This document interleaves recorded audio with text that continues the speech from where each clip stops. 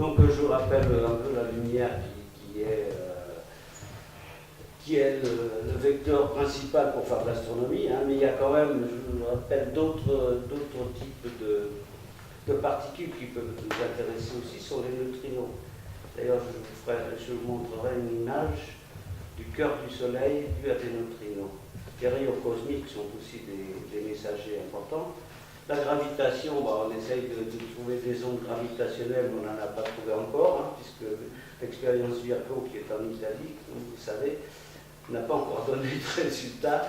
Donc je parle des ondes gravitationnelles. Les WIMPs, ça c'est la matière noire. Bon, idem.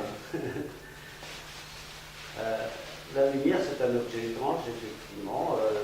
Une onde électromagnétique, ça c'est quand on voit son aspect énergétique, elle véhicule de l'énergie à travers l'espace, elle n'a pas besoin de support, et vous l'amène, par exemple, sur un détecteur, donc elle va interférer avec une orbite électronique et vous libérez un électron qui vous permettra de détecter l'information qu'il a amenée de très loin. D'accord? Et donc, il va à la vitesse c, il a une fréquence nu égale c sur lambda, lambda est à sa longueur d'onde. C'est aussi une onde de probabilité. Bon, c'est-à-dire que ça obéit aux lois de la mécanique quantique. Mais je ne vais pas trop vous assommer avec ça. Néanmoins, j'attire votre attention sur ces propriétés qui sont très spécifiques. Comme elle voyage à la vitesse de la lumière, le photon qui est parti de la Terre, qui arrive 25 milliards d'années par exemple après sur une galaxie, si vous êtes comme le démon de Maxwell, que vous pouvez voyager avec lui, vous retournez, vous faites une photo des photons qui ont voyagé avec vous, vous verrez exactement l'horloge que vous avez quittée dans le pré et l'herbe qui est partie. Le temps n'a pas bougé, c'est-à-dire qu'elle se fout complètement du temps. Et c'est elle qui sert de base d'ailleurs pour la théorie de relativité restreinte, etc. Donc, toutes les horloges, on échange l'information d'une à l'autre, l'information temporelle via la lumière. Ce qui fait que le temps, elle s'en fiche complètement, elle l'ignore. Donc j'ignore le temps. Quand je voyage, je transporte mon instant de départ avec moi, je l'amène partout dans tout l'univers. C'est elle qui définit l'instant d'ailleurs. Tout objet que j'ai visité a pourtant celui de mon départ, bien que j'obéis à la relativité générale, c'est moi qui définis la géodésique. Mais je me moque de la relativité restreinte, pas d'émission d'écoulement du temps, donc ni passé ni avenir, pas de variation de masse car je n'ai pas de masse au repos, pas de variation de sa vitesse, c'est moi l'étalon absolu. Je la fais parler, hein.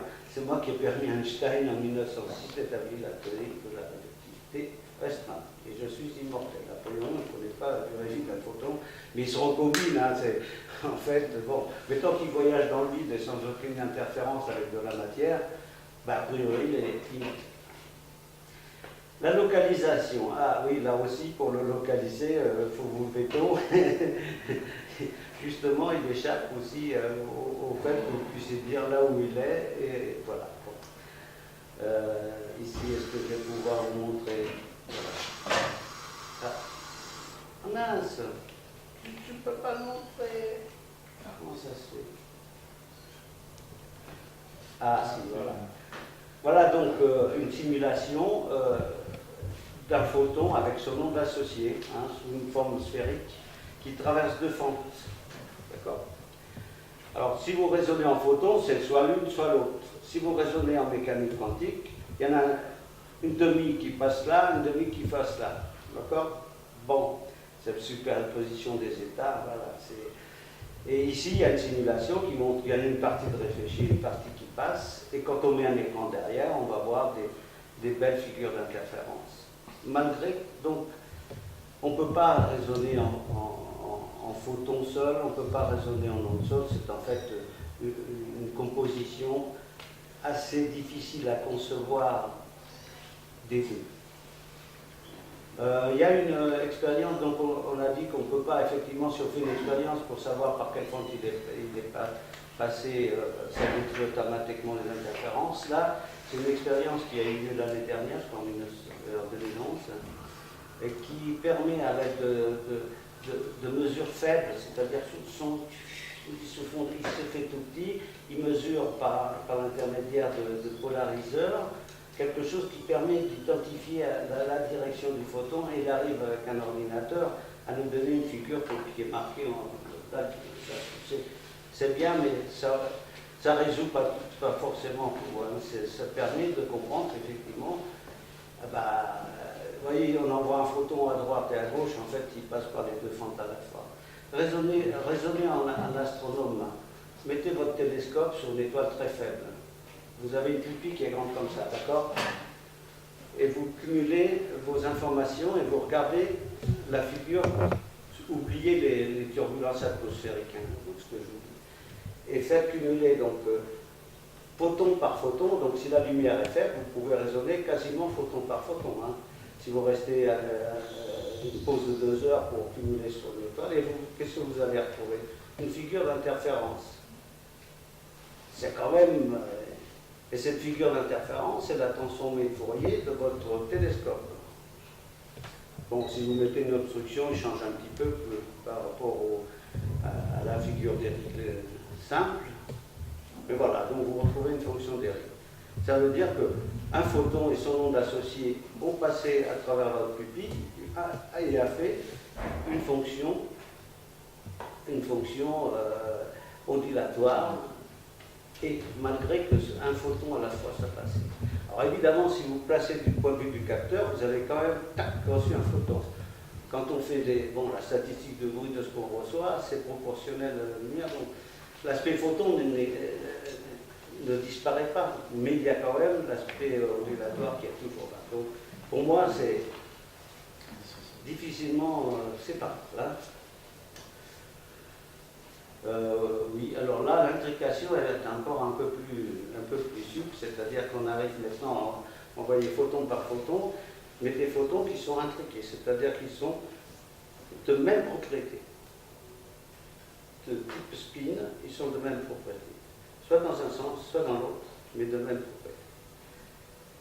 Et la mécanique quantique dit que cet état, il est à 50% comme ça et 50% comme ça. On le voit sur des fibres, par exemple, à 20 km, et on fait une expérience ici, à l'autre bout, et bien, le résultat est strictement identique à l'autre. Vous allez dire, ben oui, mais ils étaient partis comme ça ou comme ça. Non. En fait, ils sont partis moitié-moitié. On arrive à le démontrer assez facilement, enfin, c'est Bell qui avait posé ce problème, et Chan qui l'avait posé, non, et il y a eu une solution, c'est-à-dire qu'on s'est aperçu qu'il n'y a aucune variable cachée au départ. Donc c'est très très difficile. C'est vraiment quelque chose qui est difficilement compréhensible, l'application. On appelle ça aussi holisme quantique. Deux photons intriqués sont inséparables et doivent être considérés comme un seul et même objet, même sauf ça, c'est la condition de dire le photon, en fait, on ne peut pas le localiser. C'est la non-localisabilité. Et là, on le voit surtout dans une expérience comme ça. Donc là,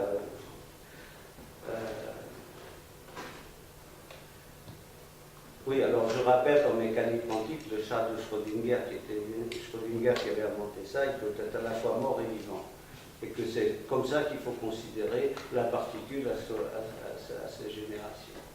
Et pas autrement si on veut s'en sortir du point de vue résultat. Alors il y a des problèmes sur qu'est-ce que ça véhicule comme information, comment ça se fait qu'ils se parlent à telle distance, et on a essayé de mesurer la vitesse, ça semble être plus rapide que la lumière. En fait, c'est le fait qu'on sépare deux choses qui sont forcément intriquées, forcément avec des propriétés au résultat qui ne peut pas être séparé. Il y a l'effet tunnel aussi qui est pas mal.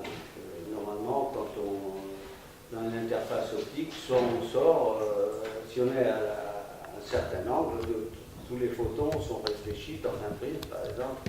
Et si vous avez une fibre optique très très près, par exemple, ben vous allez recueillir des photons, alors que c'est interdit d'après une mécanique classique. Il n'y a pas de raison qu'ils passent.